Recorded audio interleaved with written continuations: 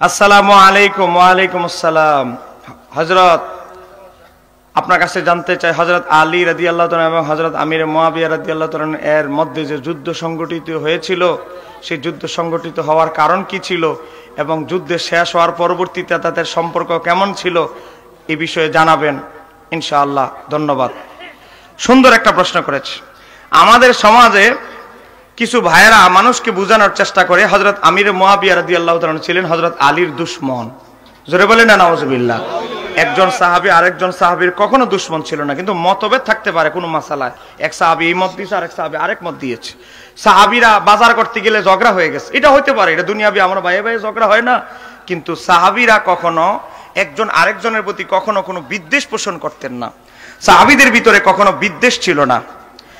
এখন আমির মুয়াবিয়া এবং হযরতে আলী রাদিয়াল্লাহু তাআলা যে যুদ্ধটা হয়েছে, এটা ছিল একটা এই যে সিফিনের যুদ্ধ, এটা ছিল একটা ঘটনাকে কেন্দ্র করে, একটা বিচারের দাবি কেন্দ্র করে। বিচারটা হচ্ছে হযরত ওসমান রাদিয়াল্লাহু তাআলার বিচারের দাবি কেন্দ্র করে। গভীরভাবে লক্ষ্য করেন, 2 মিনিট সময় লাগবে, 2 মিনিট মাথায় বুঝে নিতে হবে। হযরত ওসমান রাদিয়াল্লাহু তাআলাকে একদল বিদ্রোহীরা হত্যা করলো। বিদ্রোহীদেরকে ভুল বুঝায়া ইহুদিদের একটা চক্র, আব্দুল্লাহ ইবনে সাবাই চক্র, ইহুদিদের মধ্য থেকে কিছু টাকা পয়সা মুসলমানদের ভিতরে ঢেলে দিয়ে মুসলমানদেরকে হযরত ওসমানের বিরুদ্ধে খেপায়া তুললো। এই বাহিনীর ভিতরে হযরত আবু বকরের ছেলে মুহাম্মদ বিন আবু বকর, তাকেও ঢুকায় ফেললো। হযরত মুহাম্মদ বিন আবু বকরকে ভিতরে পাঠালো হযরত ওসমানের ঘরের তাবুতে যাও, তুমি যাও, ওসমানকে হত্যা করে আসো। হযরত আবু বকর সিদ্দিক রাদিয়াল্লাহু তাআলা শাহজাদা হযরত মুহাম্মদ বিন আবু বকর সে গেল ওসমান রাদিয়াল্লাহু তাআলা ঘরের ভিতরে ঢুকে গেছে। ঢুকে গিয়ে ওনার দাড়িতে ধরছে ফটো। আমি নিজের থেকে কিচ্ছা বলছি না, ইমাম ইবনু সাদ, ইমাম বুখারীর ওস্তাদ আত-তাবাকাতুল কুবরা, বিখ্যাত তাবী সাইয়্যিদ ইবনুল মুসাইয়িব থেকে বর্ণনা করছেন, যিনি প্র্যাকটিক্যাল ঘটনাটা দেখছে। হযরত সাইয়্যিদ ইবনুল মুসাইয়িব রাদিয়াল্লাহু তাআলা থেকে বর্ণিত, তিনি বলেন, তখন আবু বকর সিদ্দিকের ছেলে দাড়িতে ধরলেন হযরত ওসমানের। তখন হযরত ওসমান, এই নবীর 2 মেয়ের জামাতা, ইসলামের 3য় খলিফা হযরত ওসমান বললেন, ভাতিজা, তুমি আমার দাড়িতে ধরছো, আমাকে হত্যা করার উদ্দেশ্যে এসেছো। আজকে তোমার বাবা আবু বকর সিদ্দিক যদি থাকতো, তুমি এটা কখনো করতে পারতে না। তোমার বাবা আবু বকর সিদ্দিক আমাকে মুসলমান বানিয়েছে, দ্বীনের পথে এনেছে। ভাতিজা, আজকে তুমি আমার দাড়িতে ধরেছো, আমাকে আঘাত করছো। এই কথা বলার পর হযরত আবু বকর সিদ্দিক রাদিয়াল্লাহু তাআলা ছেলে মুহাম্মদ বিন আবু বকর হযরত ওসমানের দাড়ি থেকে হাতটা সরাইলেন। সরাইতে দেরি, ওই যে আব্দুল্লাহ ইবনে সাবা মুসলমানের রূপ ধরে, বেশ ধরে মুসলমানের ভিতরে ঢুকছে, আসলে সে মুসলমান হয় নাই। তার টার্গেট হলো মুসলমানদের ভিতরে যুদ্ধ লাগায় দেওয়া, মুসলমান যেন একসাথে ঐক্যবদ্ধ থাকতে না পারে, ধ্বংস হয়ে যায়।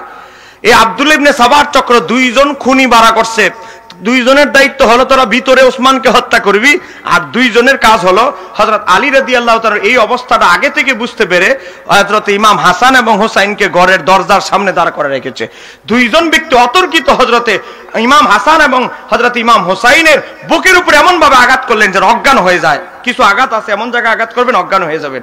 হযরতে ইমাম হাসান হোসাইন 2 জন অজ্ঞান হয়ে গেলেন। ওই 2 জন ঘাতককে আগে ঢোকার সুযোগ করে দিলেন। তারা গিয়ে কি করলো, হযরতে মুহাম্মদ বিন আবু বকর দাঁড়ানো অবস্থায় হযরতে ওসমানের স্ত্রী দেখতেছে কালো মুখোশধারী, কাপড় বাঁধা মুখে বুঝেন নাই, আঘাত করতেছে তলোয়ার দিয়ে। উনি ওনার স্ত্রী হযরত ওসমানকে বাঁচাইতে গিয়ে হাত দিয়েছে, ওনার 4টা আঙ্গুল কেটে, 4টা আঙ্গুল কেটে হযরত ওসমানের গর্দান কেটে পড়ে গেল। হযরত ওসমানের রক্ত, কোরআন, তখন তিনি কোরআন তেলাওয়াত করছিলেন, কোরআনের উপরে পড়ে গিয়ে পড়ে ফেললো। এখন 2 জন যে ঘাতক, তারা তাবু কেটে ওদিক দিয়ে পালায় চলে গেছে।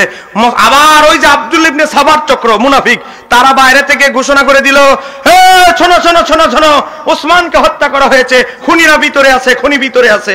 মানুষ ঘরের ভিতরে ঢুকে পাইল কারে, হযরত আবু বকর সিদ্দিকের ছেলে মুহাম্মদ বিন আবু বকরকে। অথচ সে কিন্তু হত্যা করে নাই। হত্যাকারীরা তো বাইঙ্গে চলে গেছে, মুখ বাঁধা ছিল।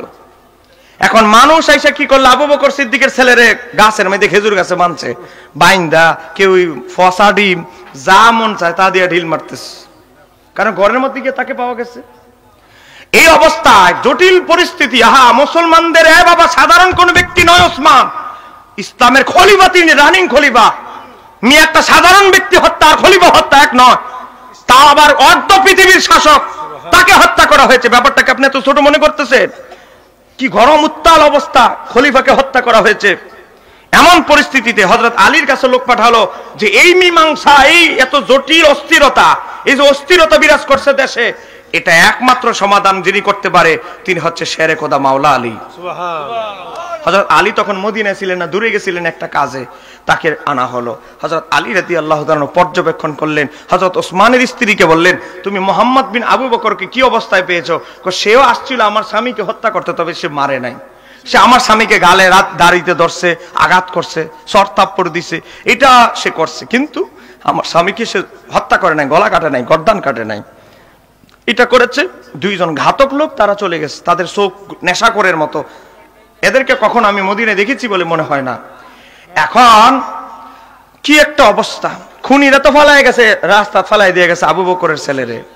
এখন এই পরিস্থিতিতে ঘোলাটে হয়ে গেছে। হযরত আবু বকর সিদ্দিকের ছেলেকে হযরত আলী রাদিয়াল্লাহু তাআলা চর থাপ্পড় দিলেন, ছেড়ে দিলেন, কারণ সে তো খুনি নয়। এখন এই পরিস্থিতিতে আব্দুল্লাহ ইবনে সাবা যখন দেখলো মদিনার মানুষ করে হযরত আলী ঠান্ডা করে ফেলছে, হ্যাঁ বলে আমি গন্ডগোল লাগানোর লেগে কামটা করলাম, এন গন্ডগোল তো কিছুই লাগলো না। এই বাটপারের দলেরা চলে গেছে কোথায়? মক্কায়। তখন হজের মাস, হযরত ওসমানকে হত্যা করা হয়েছে 18 জিলহজ, হজের মাসে। মক্কায় চলে গেল, তখন মায়েশা সিদ্দিকা মক্কায় হজ করতে গিয়েছে।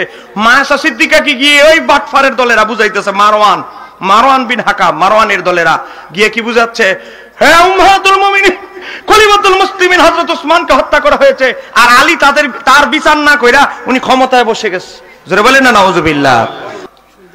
এখন চলে গেছে মায়েশা সিদ্দিকার কাছে, আপনি এই বিচার করতে হবে। আলী তো বিচার না কইরা গদিত বসে গেছে ক্ষমতা। বুঝেন না, মুনাফিকরা মায়েশা সিদ্দিকার কানবাড়ি করতেছে। তো হযরত মায়েশা সিদ্দিকা রাদিয়াল্লাহু তাআলা আনহা, মহিলা মানুষ তো, মহিলা মানুষের তো দিলটা নরম, আহারে একজন খলিফা তারে অন্যায়ভাবে মারছে, হ্যাঁ এটা কোনো কথা? এখন হযরতে আয়েশা রাদিয়াল্লাহু তাআলা আনহা ওটের উপরে উঠলেন, উঠার পর মানুষকে ডাক দিলেন, আইয়ুহান নাস, ইয়া আইয়ুহান নাস, হে মানুষেরা আসো, জড়ো হও, সবাই জড়ো হয়েছে হাজিরা। বলে ওসমানকে অন্যায়ভাবে হত্যা করা হয়েছে, একজন নিরহ খলিফাতুল মুসলিমিন, তাকে হত্যা করা হয়েছে। তা তোমরা তার বিচার চাও কি চাও না? অবশ্যই চাও। তাহলে আসো, আমি নেতৃত্ব দেব যুদ্ধের। মায়েশা সিদ্দিকা ওই যুদ্ধের নেতৃত্ব দেওয়ার কারণে ওটাকে বলা হয় জঙ্গে জামাল, উষ্টির যুদ্ধ, কারণ মায়েশা সিদ্দিকা তখন উটের উপরে উঠে ওই যুদ্ধের কি নেতৃত্ব দিয়েছিলেন। এবার মায়েশা সিদ্দিকার বাহিনী মাওলা আলীর বাহিনীর মুখোমুখি হয়ে গেল। মাওলা আলী, হযরত আলী এখন মায়েশার বিরুদ্ধে যুদ্ধ করতে প্রস্তুত, কারণ দেশ তো নিরাপত্তা দিতে হবে। মাওলা আলীর উদ্দেশ্য হলো কোনোভাবে আয়েশা সিদ্দিকা রাদিয়াল্লাহু তাআলা আনহাকে আমার তাঁবুতে আইনা মূল ঘটনাটা বুঝাবো, শেষ হয়ে যাবে। যুদ্ধ শুরু হয়ে গেল, এক পক্ষ দুই পক্ষ যুদ্ধ শুরু হয়ে গেল। হযরত মাওলা আলীর টার্গেট হলো তিনি 70 জন সৈন্য বাছাই করেছেন মায়েশা সিদ্দিকাকে ঘেরাও করার জন্য, যেন তাকে আলাদাভাবে তাঁবুতে আইনা কথা বলার সুযোগ হয়। মায়েশা সিদ্দিকা বললেই তো যুদ্ধ শেষ। মায়েশা সিদ্দিকাকে অনেক কষ্টে তাঁবুতে আনলো, তাঁবুতে আইনা বুঝাইলো, আপনি যে এই যুদ্ধে আপনারা যে মুনাফিকরা কানবাড়ি করলো, আপনি যদি বিচার চান সবার আগে আপনার আপন ভাই ফাঁসবে, কারণ আমরা মানুষ গিয়ে আপনার ভাইকে গিয়ে পেয়েছে হযরত ওসমানের তাঁবুতে। আমি তো এই ঘটনা জানি না, আপনার ভাই আগে ফাঁসবে আমি যদি এখন বিচার করতে যাই। তখন মায়েশা সিদ্দিকা বলে, বাপ রে বাপ, এটা তো মুনাফিকদের বড় ষড়যন্ত্র। তখন যুদ্ধ থেমে গেল, যুদ্ধ থামলো। থামার পরে মুনাফিকরা বলে, যুদ্ধ লাগাইতে চাইলাম আর যুদ্ধ থামে গেল, এটা কিভাবে হয়? এই মুনাফিকরা চলে গেছে এখন গিয়া সিরিয়ায়। সিরিয়ার গভর্নরকে হযরতে আমির মুআবিয়া, তাকে বললো আপনার চাচাতো ভাইরে মেরে লইলো, চাচাতো ভাইরে মেরে ফেললো, আর আপনি আমির মুআবিয়া মিয়া গদির মধ্যে বসে আছেন, আপনার চাচাতো ভাইয়ের বিচার নেন না কেন? খুনিরা তো আবু বকরের ছেলেই 1 নাম্বার খুনি, সে তো আলীর সব পিছে পিছে ঘুরতেছে। হ্যাঁ, সে তো আলী তো খুনি লালন পালন করতেছে। আপনি বলেন আমি সিরিয়ার গভর্নর, এই প্রদেশ আমি আলীর হাতে তুলে দিব না যতক্ষণ না পর্যন্ত ওসমানের হত্যাকারীদের আমার হাতে তুলে না দেয়। হযরত আমির মুআবিয়া রাদিয়াল্লাহু তাআলা চিন্তা করলেন যে আমার আপন চাচাতো ভাই ওসমানকে মারা হলো, আমি অবশ্যই বিচার চাওয়ার দাবি রাখি। এখন চিঠি লিখলো আমির মুআবিয়া রাদিয়াল্লাহু তাআলা, আমিরুল মুমিনিন আলী ইবনে আবি তালিব, আপনার হাতে আমি এই প্রদেশ, সিরিয়ার প্রদেশটা 12টা রাজ্য এক খলিফার আন্ডারে চলে, আপনাকে আমি সিরিয়া দিয়ে দিব, কিন্তু শর্ত হচ্ছে হযরত ওসমানকে যারা হত্যা করেছে তাদেরকে আমার হাতে তুলে দিতে হবে। তখন হযরত আলী রাদিয়াল্লাহু তাআলা কিভাবে তুলে দিবেন? কারণ ঘাতক অরিজিনাল খুনিরা তো পলাতক, তারা তো মুখোশধারী ছিল। কথা কি বুঝতে পারছেন? ব্যাপারটা তো জটিলতায় চলে গেছে। এই অবস্থায় হযরত আলী রাদিয়াল্লাহু তাআলা বলেন, বিচার কিভাবে করব, কি করব এটা আমি দেখব, আমি তদন্ত করতেছি, অনুসন্ধান করতেছি, তুমি তোমার শহর ছেড়ে দাও। হযরত আমির মুয়াবিয়া রাদিয়াল্লাহু আনহু বললেন, না আমি শহর ছাড়বো না যতক্ষণ না আমি ওসমান হত্যাকারীদের বিচার না করা হয়, হত্যাকারীদেরকে আমার হাতে দেওয়া না হয়। এই কথা কেন্দ্র করে যুদ্ধ হয়ে যাচ্ছে, দুই দলই মোটামুটি সৈন্য টৈন্য রেডি করে ফেলতেছে। এমন অবস্থায় দেখেন, আমি যদি বুয়া কথা বলি আপনাদেরকে দেখাচ্ছি। আল বেদায়া ওয়ান নেহায়া, 720 বছর আগের কিতাব, ইমাম ইবনে কাসির এই কিতাবের 248 পৃষ্ঠার ভিতরে উল্লেখ করেছেন। আমি যদি বুয়া কথা বলি আমার ভাইয়েরা ধরবে। 248 পৃষ্ঠা, দেখেন হযরত আলী রাদিয়াল্লাহু তাআলা প্রতিনিধি পাঠালেন। 248 পৃষ্ঠা একাধিক সূত্রে বর্ণিত আছে, বিশুদ্ধ সনদ এসেছে। আবু মুসলিম খাওয়ালানি প্রসিদ্ধ একজন বুজুর্গ ব্যক্তি, এবং তার সাথে একদল লোক হযরত আমির মুয়াবিয়ার সাথে সাক্ষাৎ করলেন। তারপর তাকে বললেন, আপনি আলীর সাথে প্রতিদ্বন্দ্বিতা করছেন, আপনি কি তার সমকক্ষ? হে আমির মুয়াবিয়া, আপনি যে আলীর বিরুদ্ধে যুদ্ধের জন্য প্রস্তুতি হইতেছেন, আপনি কি আলীর সম্মান নাকি মর্যাদা কি আপনি আলীর সমান?